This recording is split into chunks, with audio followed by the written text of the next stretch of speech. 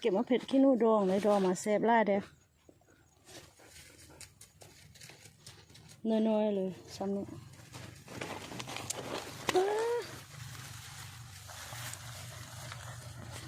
ออกไก่ทองแดงออกไก่อันนี้ของเขาปลูกเองเด้อธรรมชาติเด้อนี่นะปลูกตามวางบ้างไม้วางกล้วยนี่เนาะอันนี้ปลูกอะโวคาโดปลูกไว้แล้วมะเขือนี่ปลูกมอเนี่ยเอาไว้เพื่อได้กินธรรมชาติสุดๆเลยปลอดสารเคมี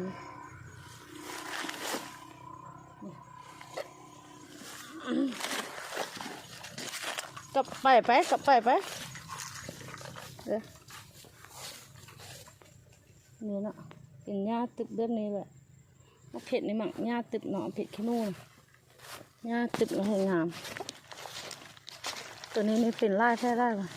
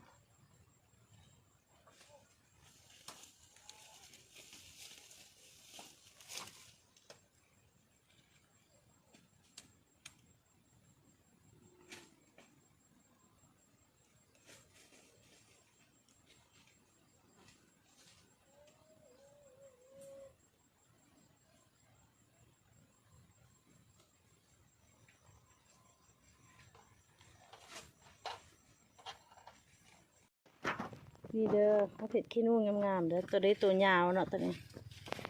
ตัวยาวว่าเมื่อไรน่ะอยู่พื้นน่ะเมื่อน่ะนี่แหละเก็บอีนี้เก็บอีนั้นเมื่อกี้อ่ะตัวนั้นบ่มีติอันนี้ก็ไปเก็บมะเผ็ดมา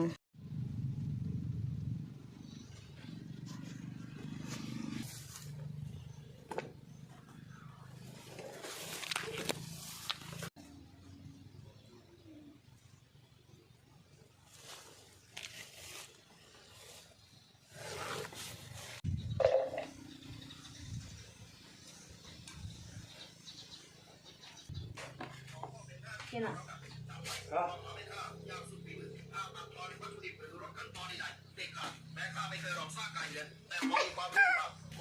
สุฟัว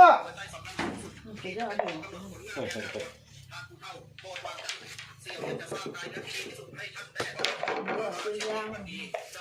你睡觉。